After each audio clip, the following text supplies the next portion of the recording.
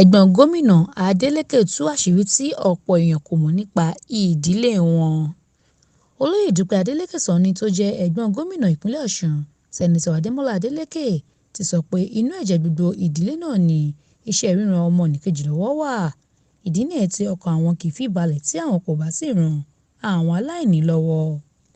Níbi ètò kan tí àjọ Yèyé Dúpẹ́ Adeleke Foundation gbé kalẹ̀ láti fi pín onírúurú nǹkan fún àwọn aráàlú ni Olóyè Dúpẹ́ Adeleke Sanni ti sọ pé òun mọrírì bí Ọlọ́run ṣe lo òun láti tẹ̀síwájú nínú iṣẹ́ oore tí gbogbo ayé mọ ìdílé náà mọ́.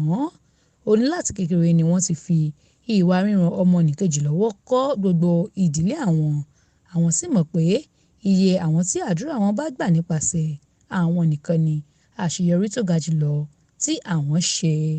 Ó ní ọ̀pọ̀lọpọ̀ èèyàn ni bàbá òun fi ipò òṣèlú rẹ̀ ràn lọ́wọ́, bẹ́ẹ̀ ni ìyá tó bí àwọn kò gbẹ̀yìn nínú oore ṣíṣe.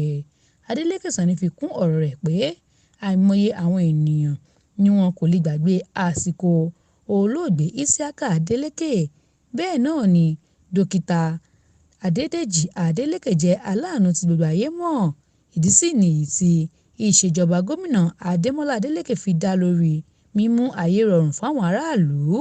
Ó ké sí àwọn tí wọ́n jàǹfààní onírúurú ẹ̀bùn bíi kórópè, ẹ̀rọ ìlọta, máṣíìnì ìránṣọ àti bẹ́ẹ̀ bẹ́ẹ̀ lọ láti lò dáradára.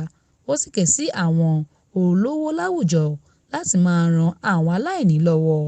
Bákan náà ló ṣèlérí láti na ọwọ́ ìrànlọ́wọ́ rẹ̀ sí àwọn ọmọ tí wọ́n bá ń kúrò ní iléèwé nígbà tí àwọn òbí wọn kò bá rówó tọ́ wọn mọ́.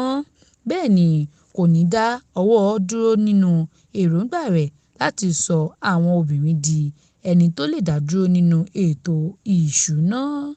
Mariam Ọláníyì ló ń jábọ̀ ìròyìn fún Etí Ọba TV.